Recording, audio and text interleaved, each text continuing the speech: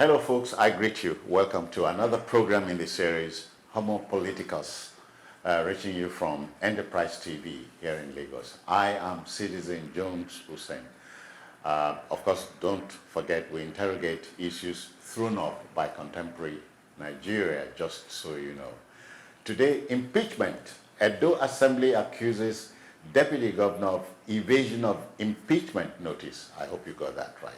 Now, the immunity clause was infused into the 1999 Constitution as amended to insulate the first and second citizens from litigation and criminal prosecution. Yet the same elected officials may be impeached if they are thought to be dictatorial and excessive in the discharge of their functions.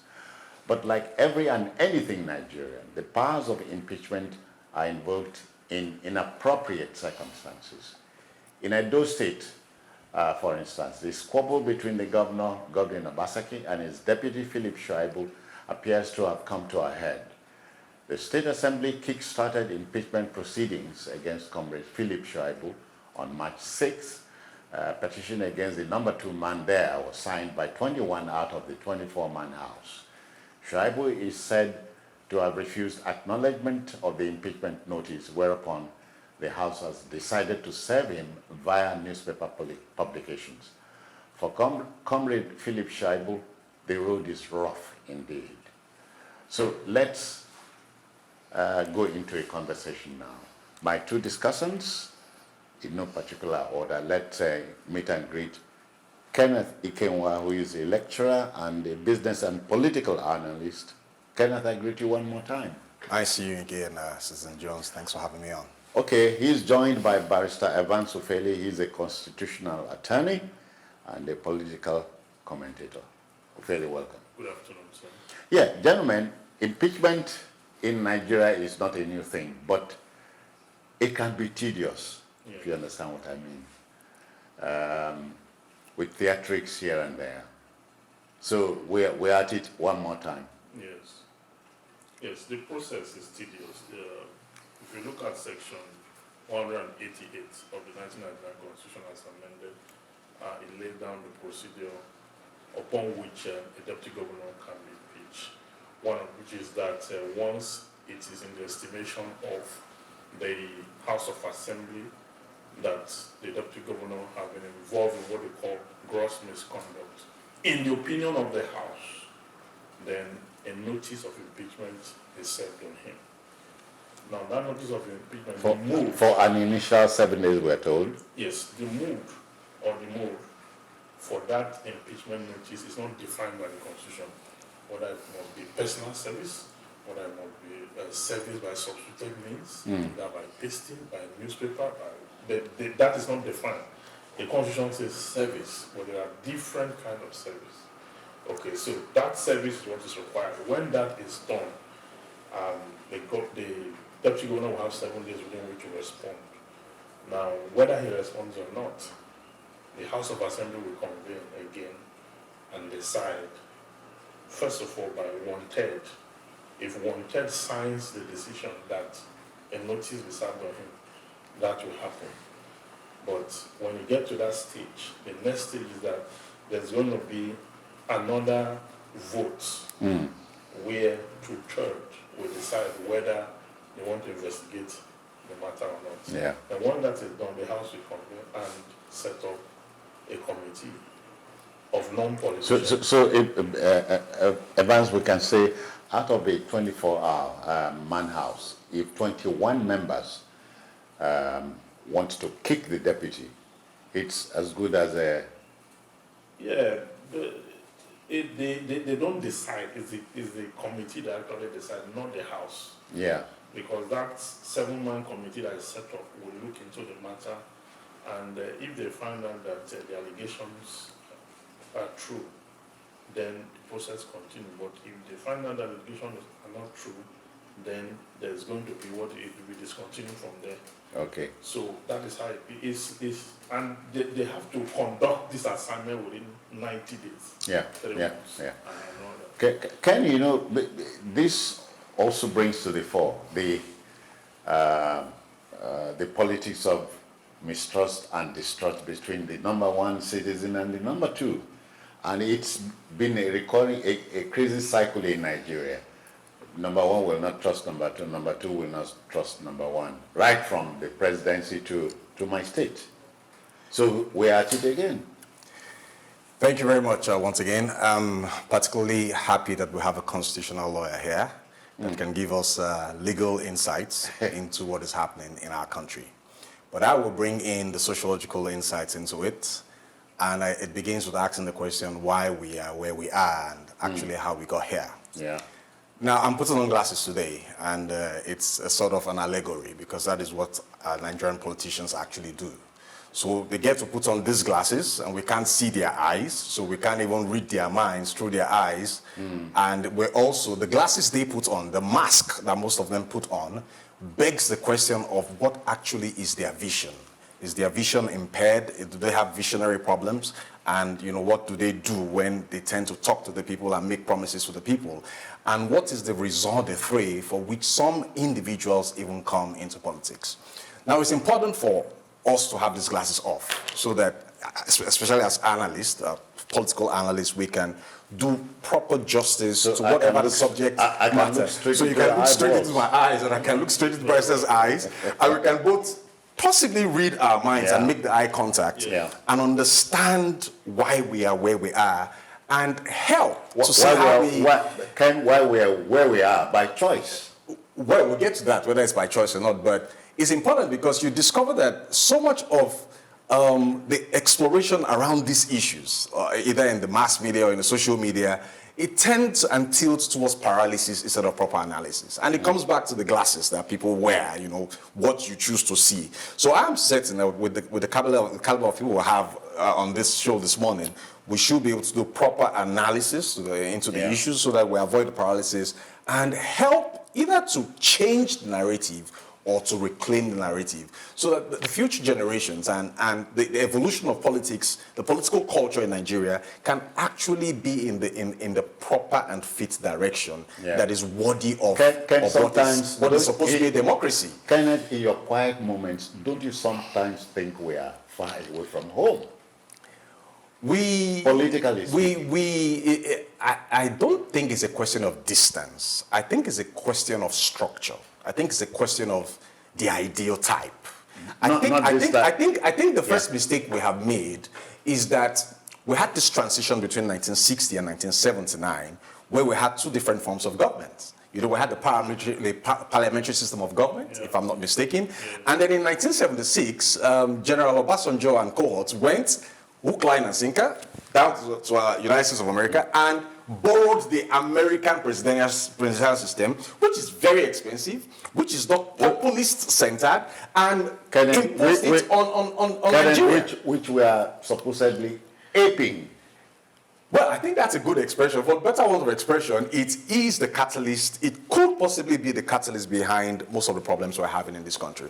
The barrister may want to disagree with me, on that, but I think the structure that we are, very much making so much noise about has to begin with actually identifying what should be the ideal type, the ideal form of democracy for Nigeria. We had a system where the traditional rulers, I think we had the House of Lords. I'm not a student of political history. House of Chiefs, okay, where these people were involved, in the administration of Nigeria, of running Nigeria.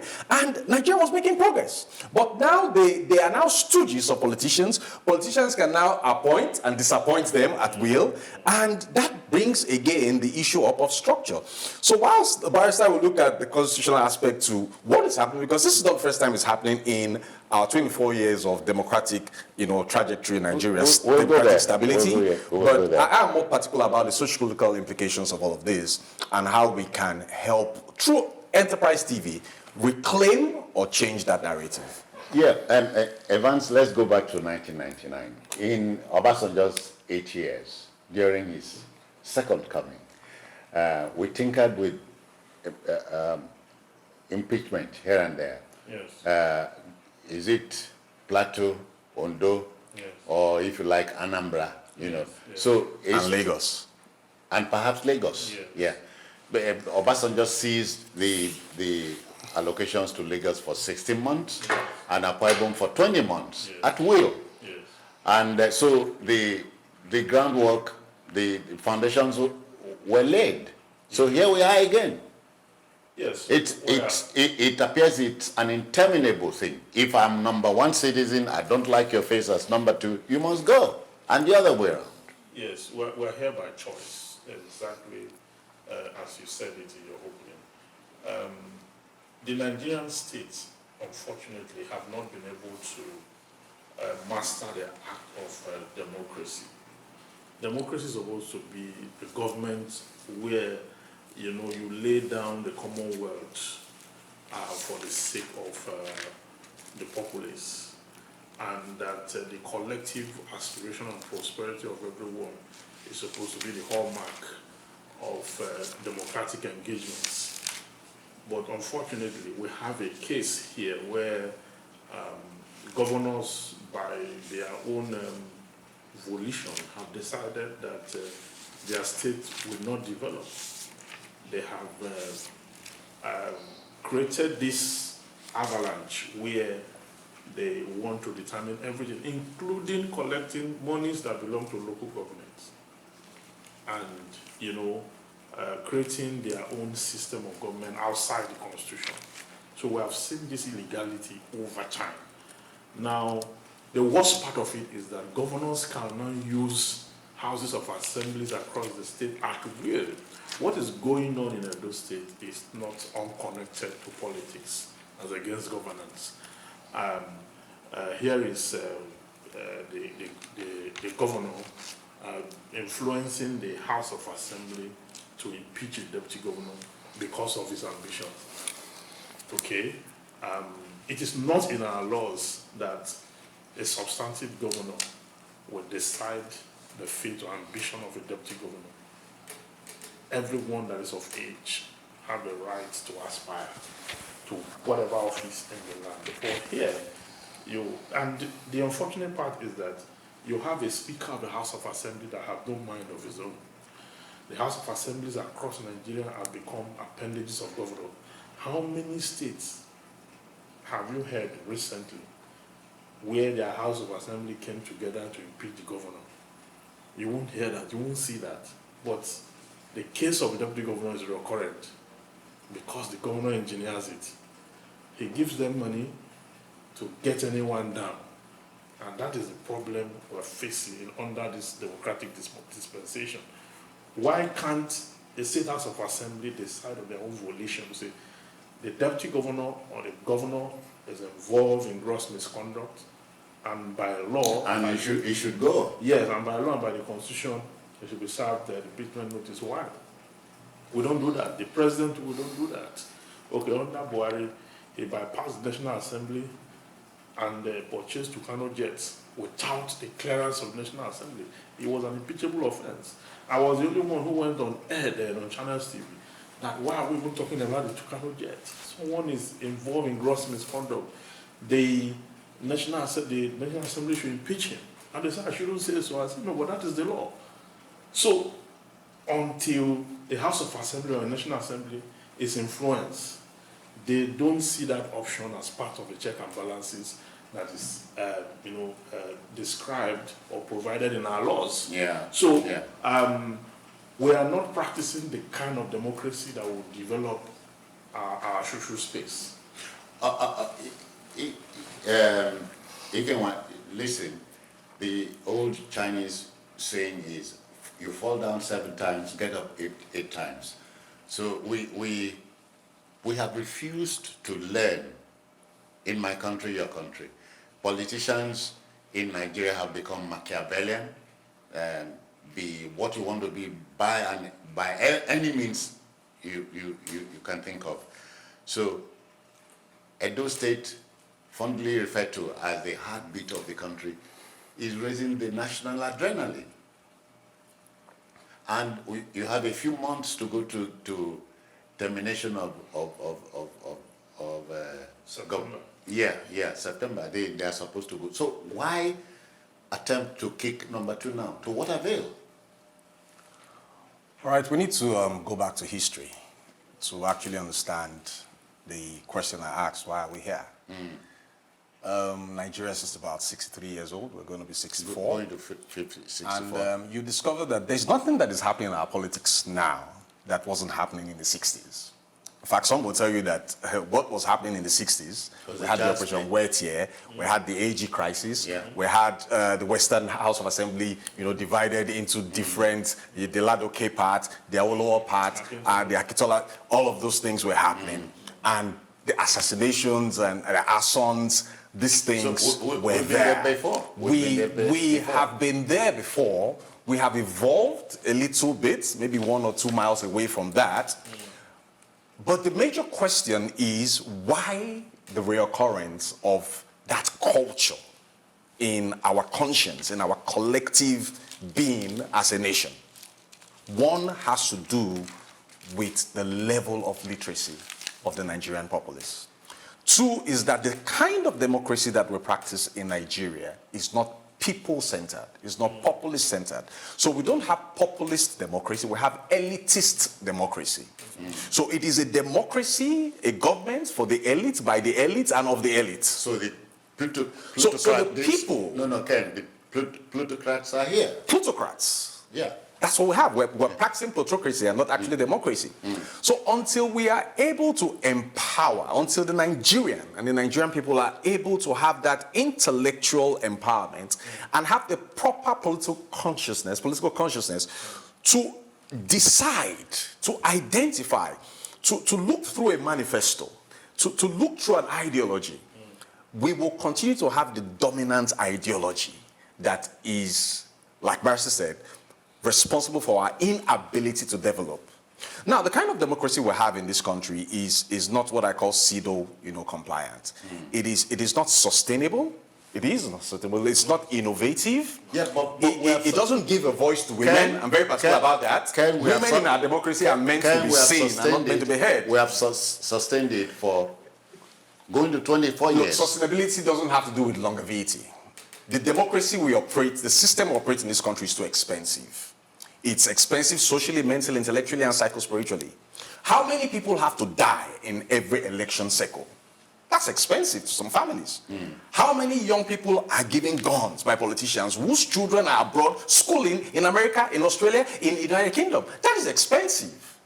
We have generational terminations because people want to fly their ambitions.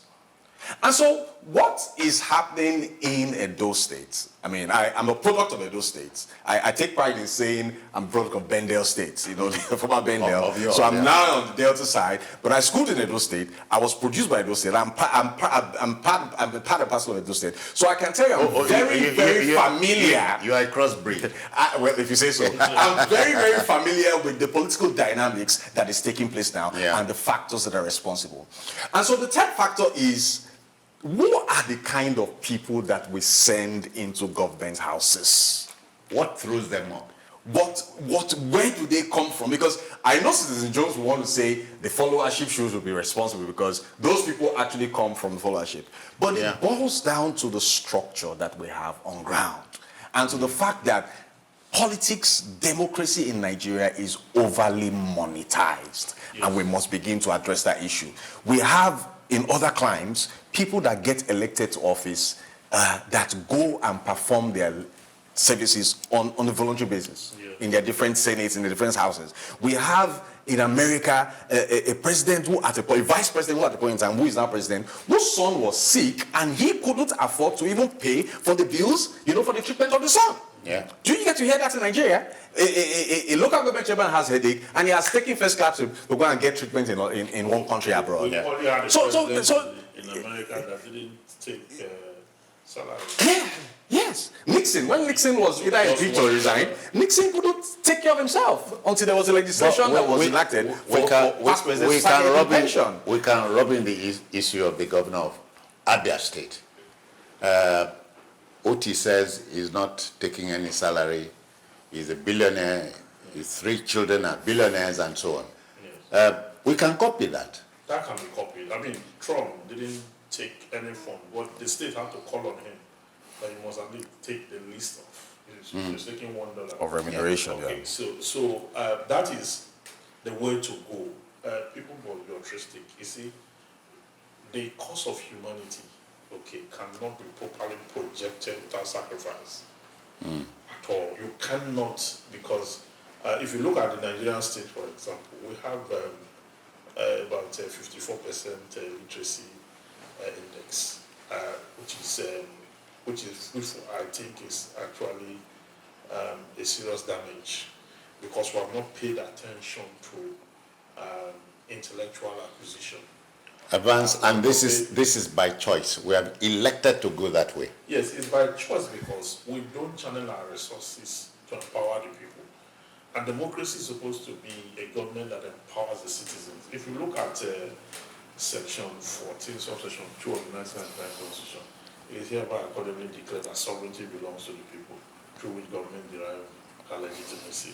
That the security and welfare of the people shall be the primary purpose of government.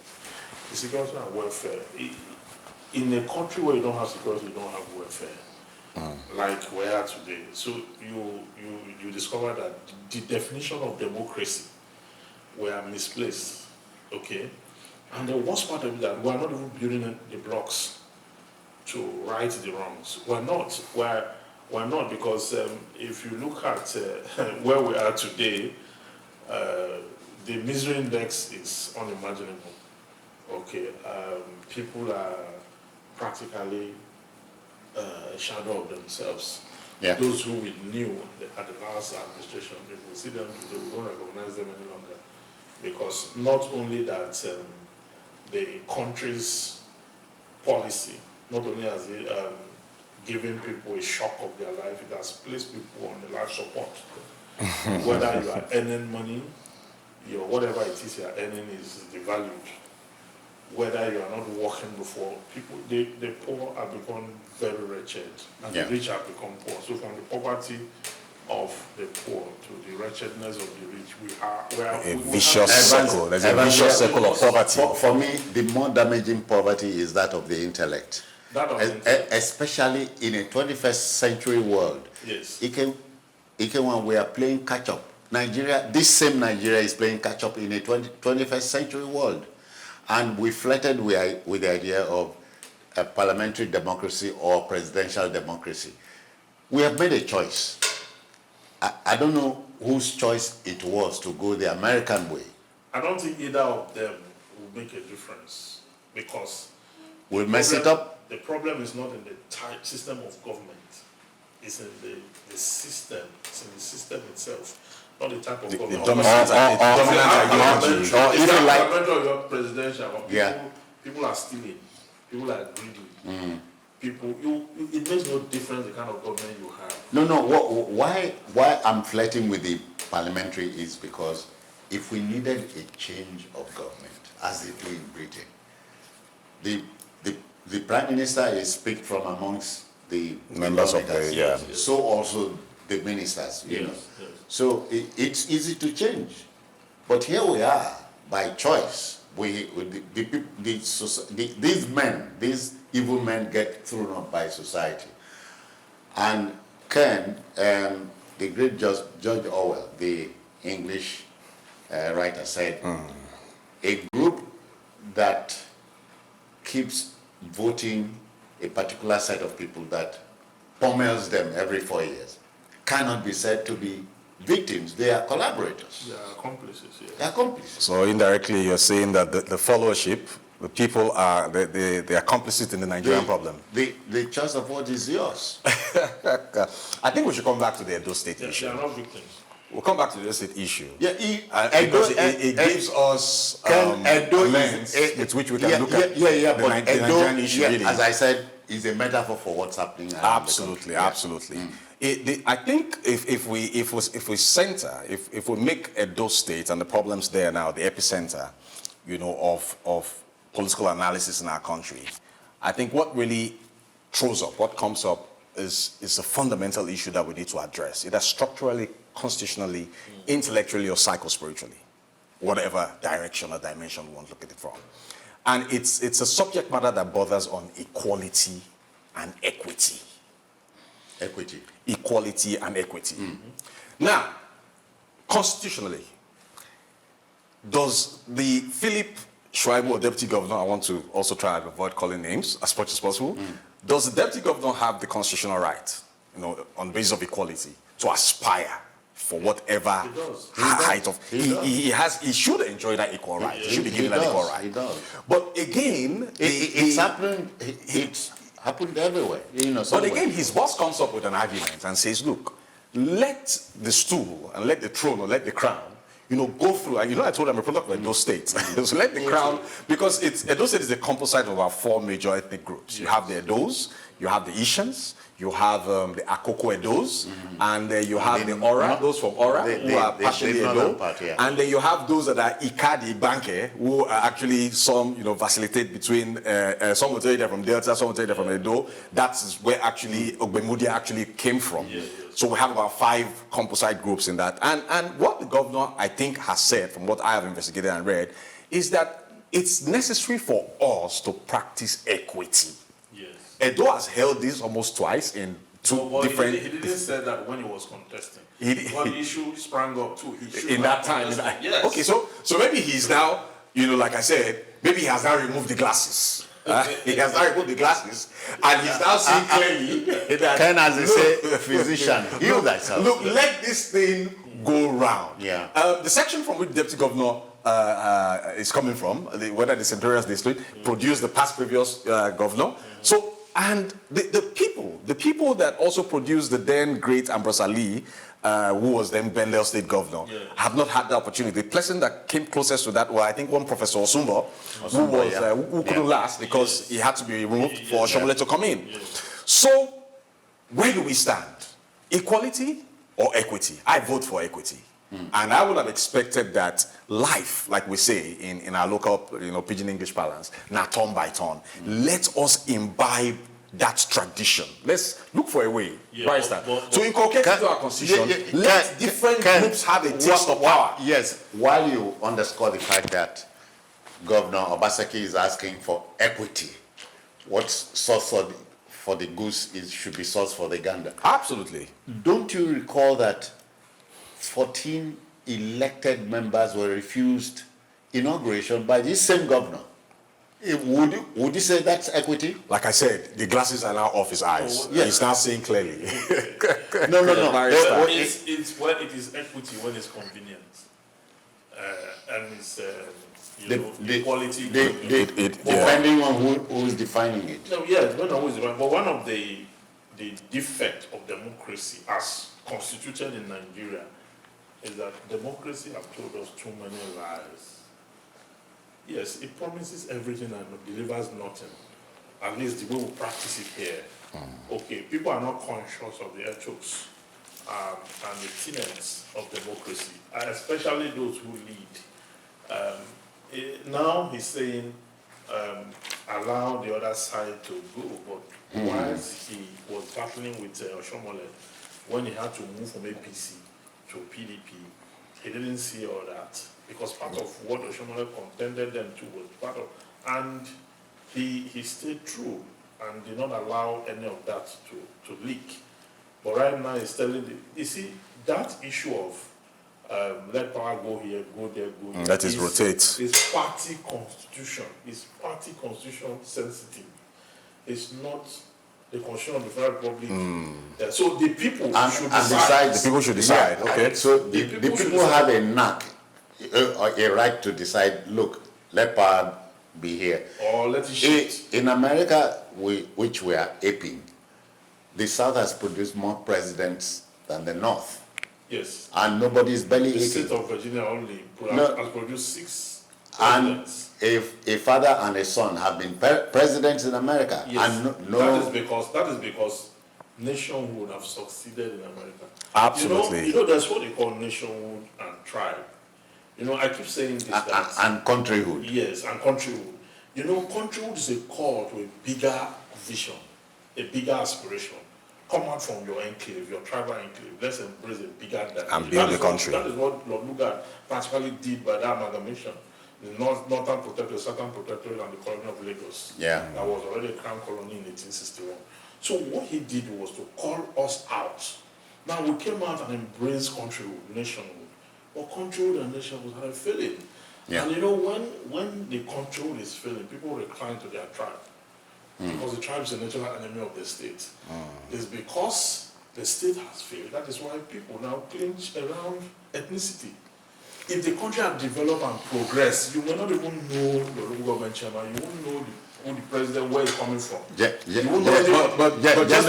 Just before Citizen Jones comes on, I think I beg to disagree. No, I can, except that the index finger of the producer is saying, wind up.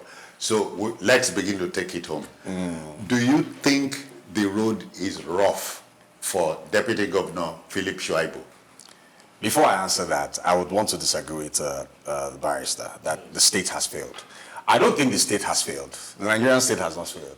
I think the contract that binds us together as a state is what has failed. Is breached. Yes, is what we need to take a look at. The terms and the conditions of the contract.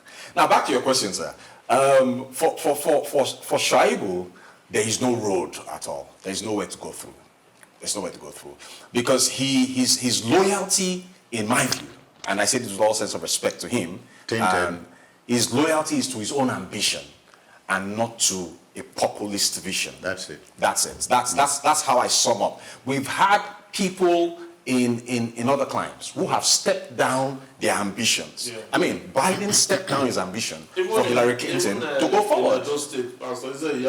These people stepped down. So that is another aspect to our political culture that we need to start teaching the younger generation. Yeah. It mustn't be all about you all the time. We can all come together, like Barrister said, and build a country, build a nation, and get benefits, multiply effects of the benefits of the Commonwealth, spread around the entire nooks and cranny of the nation, and everybody benefits. So I want to see a situation whereby in Edo State, the people will win. Populist democracy will be enthroned, and not elitist, selfish, avaricic democracy that is centered on an individual and not the people. Ophelia, how do you bury this? Yes, I'll close by saying that there is no mode of service specified by law.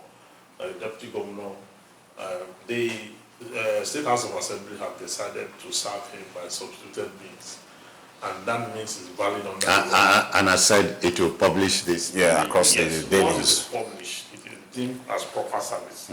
Because the idea is that he should get it from the He's press. supposed to have read. So that the process can continue.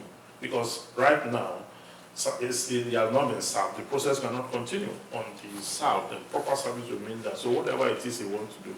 Well, let me warn the State House of Assembly that they have to tread carefully and ensure that the process is followed through systematically. Because if they don't go on the way they do, I mean, in other states where they impeached the deputy governor, we noticed that when the governor went to court and ventilated his grievances, the tenure had expired, but the court had to make an order that all the funds and all the entitlement and remuneration that should accrue to him whilst he was away, both in Abia group, that this fund should be paid. Paid back to them. So if they don't do it well, because politicians have a way of mismanaging the legal system and turning, when the law say conduct a primaries, they will go and conduct 4 primaries in one political party. Yeah, Sometimes which is they'll what almost conduct happened. one Yeah. primaries and they'll produce 3 Different candidates. Three candidates. Edo has given us that. Yes, APC gave us 3 candidates from one.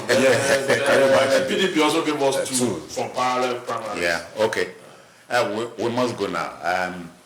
But not before reminding you that in politics, when you bury the hatchet, you don't bury it with a handle. So the problem in Edo is a long, long way from getting solved. We wish Edo very well. But let's thank the gentleman who came, Kenneth Ikenwa. Many thanks for your time. Always my pleasure. And of course, Barrister Evans Ofili, we can't thank you enough. Thank you. That's it on the program today. Until the next time, this is yours sincerely, Citizen Jones Hussein, saying bye-bye now.